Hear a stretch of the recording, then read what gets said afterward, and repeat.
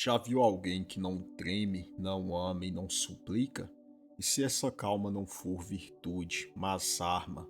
Um Deus frio não precisa de afeto, apenas de cálculo. Pois quem não sente, governa. Você lembra o momento exato em que parou de sentir? Não de forma plena, mas só o suficiente para não se machucar quando tentarem te ferir.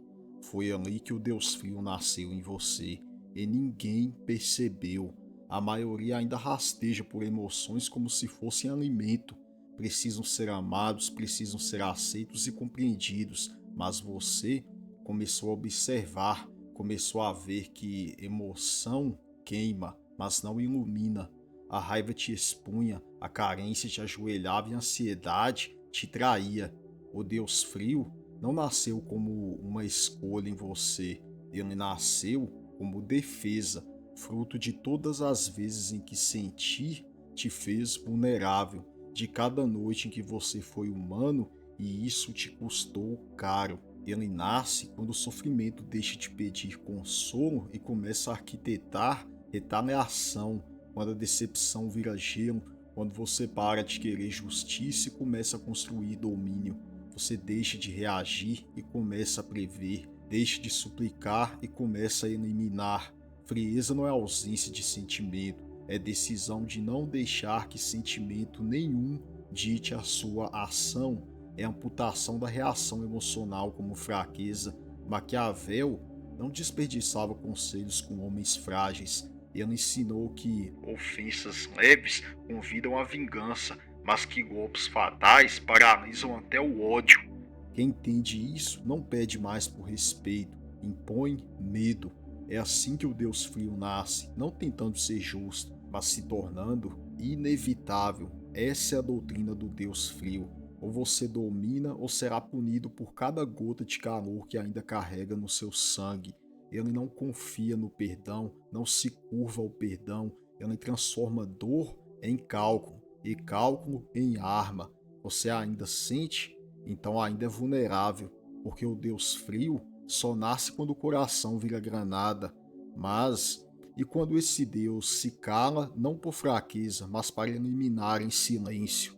No próximo capítulo, você vai entender por que o silêncio é o golpe mais devastador de todos. O Deus Frio não fala, ele retira o som do campo de batalha e nesse vácuo o inimigo enlouquece. O homem comum acredita que o barulho protege, então ele argumenta, se defende, suplica, como se palavras fossem escudos, mas cada explicação é um pedaço arrancado de si mesmo e cada justificativa uma fraqueza exibida. O Deus Frio sabe que o silêncio não é ausência de resposta, é presença de domínio. Ele não discute, não se explica e não reforça o que já foi dito. Ele apenas observa e cala, e nesse silêncio constrói sua superioridade. A ausência de palavras é um castigo que os frágeis não suportam. Eles querem um sim, querem um não, querem qualquer coisa que os alivie, mas o Deus frio oferece apenas o nada, e esse nada pesa, esse nada envenena. O silêncio paralisa porque força o outro a encarar o próprio vazio. Não há onde se agarrar, não há com quem brigar. A única coisa que resta é o eco da própria impotência. Desprezo não é gritar com alguém, é olhar e não responder, é ver e não considerar digno de reação, é transformar a presença em parede de gelo. O Deus frio destrói lentamente, não com gritos, mas com ausências, e quando ele cala, não está demonstrando paz. O seu silêncio é o prelúdio de um ataque que você nunca verá chegar, porque não há mais nada a ser dito, e isso é o pior castigo que existe. E ele nunca mostra o rosto real. Ele aprendeu cedo demais que sinceridade absoluta é uma fraqueza oferecida em bandeja. Quem se revela se entrega. Por isso ele veste máscaras, não para mentir, mas para manipular a percepção e controlar o campo. A máscara certa cria respeito, a máscara certa inibe ataques, a máscara certa atrai alianças que seriam negadas ao seu verdadeiro eu. O mundo não vê o que é, ele vê apenas o que parece ser. E quem domina a aparência domina toda a narrativa. E Maquiavel foi brutal quando disse isso. É necessário parecer virtuoso e não ser de fato, porque o povo julga pelo que vê, não pelo que entende. E quase ninguém entende nada. O Deus frio internalizou isso nas profundezas da alma, e ele sempre exala calma quando está em guerra, semeia dúvida enquanto prepara a destruição, oferece doçura enquanto planeja sua queda. A máscara não é covardia, é escudo, espada e armadilha. E você quer ser transparente? Então prepare-se para ser atravessado. Os olhos honestos são os primeiros a serem cegados. Só o disfarce sobrevive, só o disfarce vence.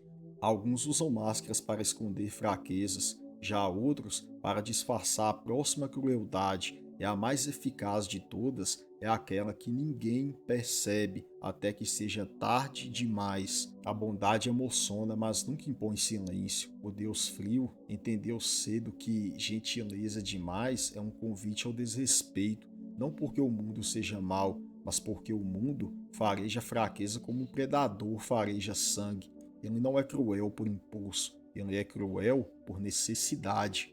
Cada ato duro, cada gesto impiedoso tem um alvo e um propósito. Crueldade útil não grita, ela corta, não se justifica, se impõe. Ela não busca vingança, mas ordem. O Deus frio não pune por raiva, ele pune porque aprendeu que o medo estabiliza onde o afeto enfraquece, e sua frieza é cirúrgica, e ele decide quem se parte por dentro e o instante exato em que isso acontece. A bondade sem critério cria monstros, a crueldade com critério elimina ameaças, ele mede a violência como um cirurgião mede o corte, o bastante para deter, jamais o bastante para desperdiçar. Ser bom demais é se oferecer como vítima, e ser cruel o suficiente é tornar-se território proibido, e todo aquele que ainda hesita em assustar será eternamente condenado a se explicar. O Deus frio não toca o chão comum, ele não anda entre os corpos, não senta à mesa dos iguais, não se entrega ao convívio, ele reina pela ausência. O fraco acredita que ser visto constantemente é ser lembrado, mas o que é visto demais cansa. O que está sempre disponível perde o mistério e o respeito morre junto. Proximidade sem hierarquia é convite à insolência. Quem está sempre perto um dia será empurrado, e foi por isso que ele se retirou. Ele entendeu o que poucos percebem. A intimidade enfraquece, a escassez impõe valor, e o vazio entre os outros pode se tornar um campo minado. E foi nesse momento em que Maquiavel gravou sua lâmina. O príncipe deve se fazer temido de longe. Se for visto de perto com frequência, perderá sua reverência. Não é sobre desaparecer, é sobre fazer da sua presença um evento raro e da sua ausência uma perturbação constante. O Deus frio não responde mensagens, não aparece sem propósito, não se deixa tocar. Ele faz da distância um ritual, e nesse ritual, quem tenta se aproximar é forçado a recuar. Mas há algo mais cruel do que o silêncio.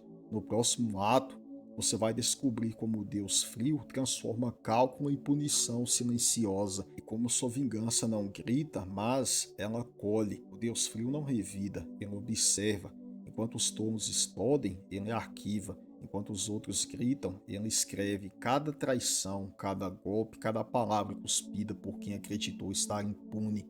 Ele não precisa de fúria, precisa de tempo, porque a vingança dele não é espetáculo, é sentença. A maioria quer devolver a dor no calor do momento, mas ele sabe que a dor devolvida com pressa sai barata. Então ele espera o inimigo relaxar, espera que a vítima esqueça, espera que o traidor sorria, achando que venceu. E então, sem aviso, ele move uma peça do tabuleiro, a peça que derruba tudo. A punição do Deus frio é sempre silenciosa. Não tem anúncio, não tem justiça, só tem consequência, fria, calculada e final. Ele não quer que você saiba que está sendo punido, quer que você perceba tarde demais. E esse é o verdadeiro castigo. quando quem te feriu implora por algo que você já enterrou e tudo que você oferece é silêncio. Alguns imploram por companhia, outros transformam o isolamento em arma. E você ainda não viu o que nasce quando sorrece o trono e o gelo. O humano teme a solidão, como se fosse um buraco negro. Foge do silêncio, do vazio, do eco da própria mente. Mas o Deus frio, ele a acolhe, ele transforma o deserto em território, a ausência em força, o isolamento em trono. No início, a solidão dói, dá fome de ser visto, de ser tocado, de ser entendido.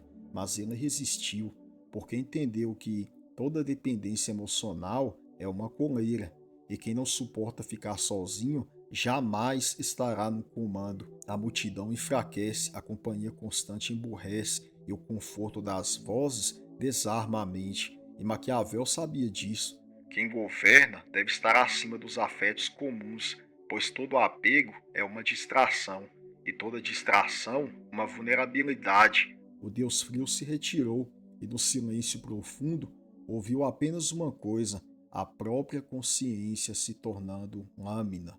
Ele deixou de buscar apoio, passou a construir muralhas, deixou de chamar de aliados e passou a testá-los até que caíssem por si mesmos.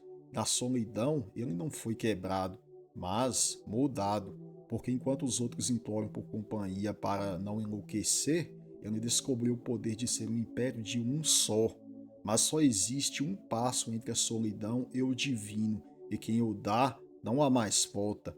O Deus frio não deseja amor de ninguém, ele não precisa do perdão de ninguém e não implora por compreensão. Ele transcendeu tudo isso. Enquanto os outros colecionam emoções, ele coleciona poder. Enquanto buscavam afeto, ele cultivava respeito. Não é o calor que o move, é o comando frio e gélido.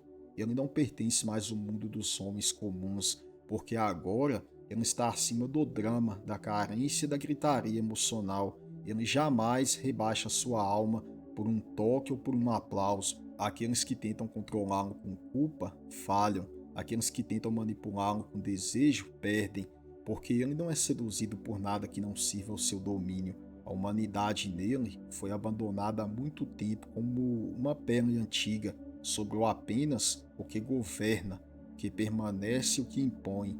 Ser temido não é falha, é escolha. Ser respeitado não é pedido, é imposição. No final, não há glória em ser humano demais, porque há muito mais poder em ser gelo diante do fogo dos outros. E se você já deixou de ser humano fraco e patético, escreva nos comentários: eu sou uma divindade fria.